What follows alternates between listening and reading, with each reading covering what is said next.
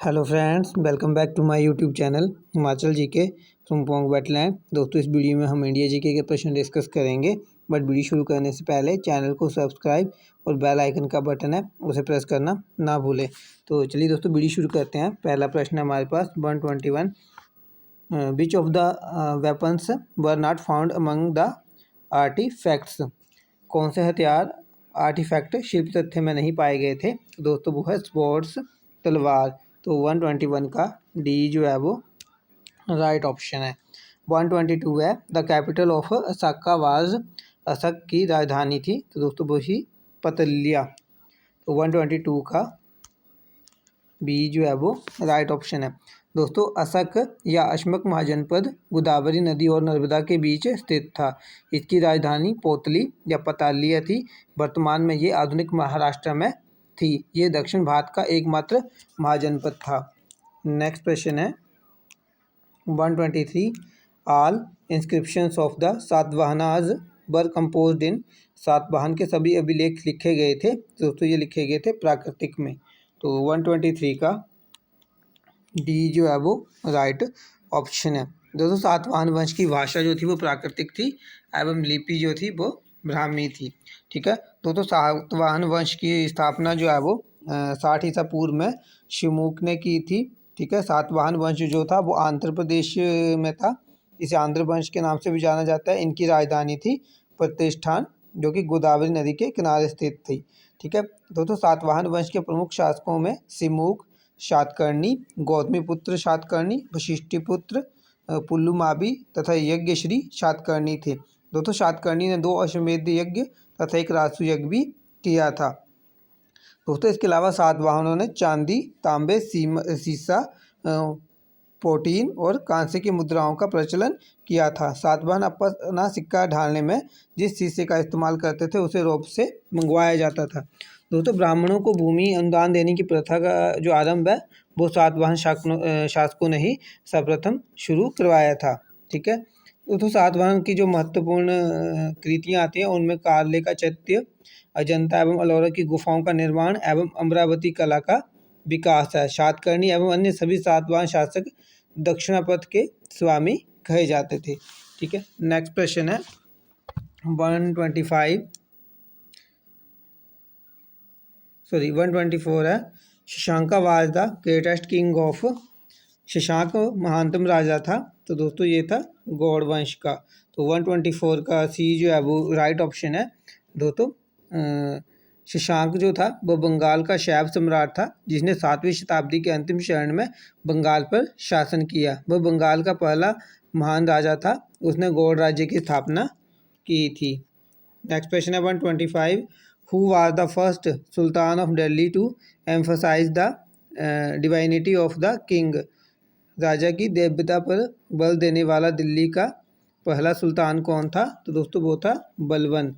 तो 125 का सी जो है वो राइट ऑप्शन है। नेक्स्ट क्वेश्चन है 126 द सेंटर ऑफ भक्ति मूवमेंट इन महाराष्ट्र। महाराष्ट्र में भक्ति आंदोलन का केंद्र था तो दोस्तों वो था पंढरपुर। तो 126 का सी जो है वो राइट ऑप्शन है। 127 है which of the following was founded by Firoz Shah Mehta. निम्न में से कौन सा फिरोज शाह मेहता द्वारा स्थापित किया गया था? दोस्तों वो किया गया था बॉम्बे प्रेसिडेंसी एसोसिएशन। 127 का डी जो है वो राइट ऑप्शन है। दोस्तों बॉम्बे प्रेसिडेंसी एसोसिएशन की स्थापना फिरोज शाह मेहता, केटी तेलंग और बदरुद्दीन तैयबजी ने की थी। इसकी स्थापना 1885 में हुई थी। एसोसिएशन ने भारतीय हितों का समर्थन किया और 1885 के अंत में बॉम्बे में भारतीय राष्ट्रीय कांग्रेस की पहली बैठक की मेज़बानी की। फिरोज शाह मेहता ने 1910 में द बॉम्बे क्रॉनिकल शुरू किया जो एक अंग्रेजी भाषा का साप्ताहिक समाचार पत्र था जो अपनी समय की एक महत्वपूर्ण राष्ट्रवादी आवाज़ बन गया था। 128 है the phrase quit India cout the imagination of the people in the year. Bharat छोड़ो वाक्य ने किस वर्ष लोगों की कल्पना को आकर्षित किया? तो दोस्तों ये किया 1942 में। तो 128 का ए जो है वो राइट ऑप्शन है। दोस्तों भारत छोड़ो आंदोलन की शुरुआत जो है वो 9 अगस्त 1942 को हुई। इस आंदोलन में गांधी जी ने करो या मरो का नारा भी दिया था। 129 है the girdle of fire refer to the ring of volcanoes around the girdle of fire, इसके चारों ओर ज्वालामुखियों के बले को संदर्भित किया जाता है। तो दोस्तों ये है पैसिफिक ओशन, प्रशांत महासागर के चारों ओर जो है ये फैला हुआ है। ठीक है, प्रशांत महासागर के जो चारों ओर जो कंट्रीज़ हैं, ठीक है, उनमें जितने भी ज्वालामुखी जो आते हैं या भूकंपीय क्षेत्र जो है उनके लिए जो है गर्डल ऑफ फायर यूज़ किया गया है। ठीक है, नेक्स्ट क्वेश्चन है 130 Mississippi delta is an example of, Mississippi delta इसका उदाहरण है। तो दोस्तों ये है बर्ड्स फुट डेल्टा। 130 का बी जो है ये राइट ऑप्शन है, यानी ये डेल्टा जो है वो किसी पक्षी के पैर के जैसा दिखता है। 131 है atmospheric vapour is transparent for, वातावरणीय बाष्प इसके लिए पारदर्शी होता है। तो दोस्तों ये होता है इनकमिंग सोलर रेडिएशंस, आने वाली सौर विकिरणों के लिए। तो 131 का ए जो है वो राइट ऑप्शन है।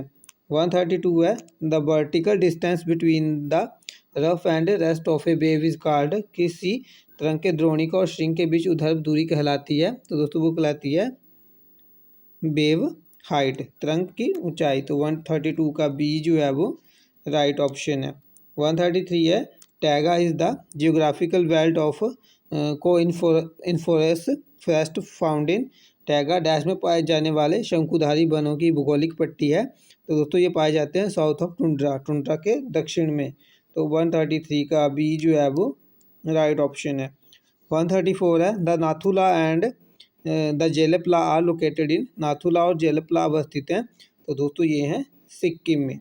तो 134 का डी जो है वो राइट ऑप्शन है। 135 है which hills lie between the Rajpipla hills and Amarkantak plateau, कौन सी पहाड़ियाँ राजपिपला पहाड़ियाँ और अमरकंटक पहाड़ के बीच पड़ती हैं। तो दोस्तों ये है महादेव पहाड़ियाँ। तो 135 का ए जो है वो राइट ऑप्शन है। दोस्तों ये सारी पहाड़ियाँ जो है आपकी और पठार जो है ये मध्य प्रदेश राज्य में पड़ता है बेसिकली। 136 है Indravati is a tributary of which river, Indravati किस नदी की सहायक नदी है। तो दोस्तों ये है आपकी गोदावरी की। तो 136 का डी जो है वो राइट ऑप्शन है। 137 है diamond mines in India are located in, Bharat में हीरे की खानें स्थित हैं। तो दोस्तों ये है मध्य प्रदेश में। तो 137 का डी जो है वो राइट ऑप्शन है। 138 है which is India's largest multipurpose river valley project, Bharat की सबसे बड़ी बहुउद्देशीय नदी घाटी परियोजना कौन सी है। तो दोस्तों वो है दामोदर वैली प्रोजेक्ट। तो 138 का डी जो है वो राइट ऑप्शन है। ये परियोजना जो है वो झारखंड स्टेट में स्थित है। 139 है but is the maximum age prescribed for election as president of India, Bharat के राष्ट्रपति के रूप में चुनाव के लिए अधिकतम कितनी आयु निहित की गई है। तो दोस्तों नो सच लिमिट, इसकी कोई सीमा निर्धारित नहीं है। तो 139 का डी जो है वो राइट ऑप्शन है। 140 है which of the following states has the largest number of seats reserved for scheduled tribe in Lok Sabha, निम्न में से किस राज्य में लोकसभा में अनुसूचित जनजातियों के लिए सबसे अधिक संख्या में सीटें आरक्षित हैं। तो दोस्तों वो है मध्य प्रदेश। तो 140 का डी जो है वो राइट ऑप्शन है। ठीक है, मध्य प्रदेश में कुल लोकसभा सीटों की संख्या कितनी है। तो दोस्तों वो है 29। 141 है the power of judicial review in India is, Bharat में न्यायिक पुनर्विलोकन की शक्ति है। तो दोस्तों इसका जो राइट ऑप्शन बताया है वह ऑप्शन भी इम्प्लिसिट अंतर्निहित, यानी क्लियर नहीं है कुछ भी इसके बारे में। ठीक है, तो 142 है the governor is appointed by the, राज्यपाल नियुक्त किया जाता है। तो वो किए जाते हैं प्रेसिडेंट ऑफ इंडिया, भारत के राष्ट्रपति द्वारा। तो 142 का बी जो है वो राइट ऑप्शन है। 143 है railway is a subject of which list of Indian constitution, railway भारतीय संविधान की किस सूची का विषय है। तो दोस्तों ये है यूनियन लिस्ट संघ सूची का। तो 143 का ए जो है वो राइट ऑप्शन है। 144 है time period of annual plans was, वार्षिक योजनाओं की समय अवधि थी। तो दोस्तों वो थी 1990 से 1992 के लिए। तो 144 का ए जो है वो राइट ऑप्शन है। दोस्तों 1 अप्रैल 1930 से 31 मार्च 1992 तक राजनीतिक अस्थिरता एवं आर्थिक संकट के कारण एक वर्षीय योजना बनाई गई थी। 145 है, the central banking functions in India आज आर परफॉर्म्ड बाय, भारत में केंद्रीय बैंकिंग कार्य निष्पादित किए जाते हैं, तो दो किए जाते हैं दोस्तों RBI द्वारा। तो 145 का बी जो है वो राइट ऑप्शन है। 146 है, which of the following taxes is collected by panchayat, निम्न में से कौन सा कर पंचायत द्वारा वसूला जाता है, तो दोस्तों दिए गए ऑप्शन में टैक्स ऑन लोकल फेयर्स, स्थानीय मेलों पर कर जो है वो पंचायतों के द्वारा इकट्ठा किया जाता है, तो 146 का डी जो है वो राइट ऑप्शन है।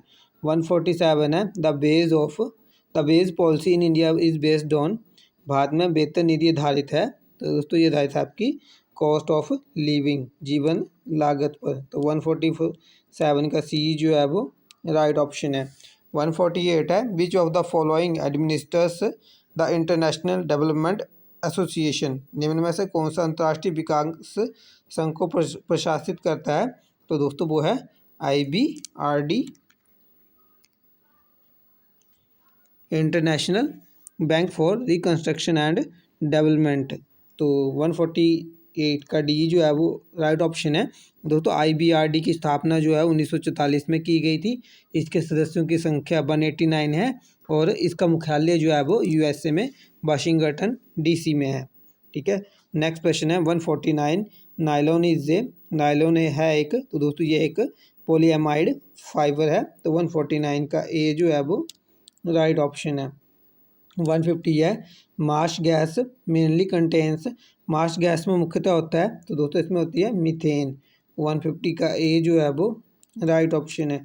151 है, the penetrating power in maximum is, भेदन क्षमता अधिकतम होती है, दोस्तों ये होती है गामा रेज में, तो 151 का बी जो है वो राइट ऑप्शन है, गामा किरणों में। नेक्स्ट प्रश्न है 152, the source of solar energy is, सौर ऊर्जा का स्रोत है, दोस्तों वो है न्यूक्लियर फ्यूजन, तो 152 का ए जो है वो राइट ऑप्शन है, नाभिकीय संलयन। ठीक है दोस्तों सूर्य जो सन में जो है वो न्यूक्लियर फ्यूजन होता है, जिसके कारण जो है हमें सोलर एनर्जी जो हमें प्राप्त होती है। दोस्तों नाभिकीय संलयन क्या है, तो इसमें जब दो अणु मिलकर जब एक तीसरा अणु जो तैयार करते हैं, भारी अणु जो तैयार करते हैं, तो उसके जो है न्यूक्लियर फ्यूजन कहा जाता है।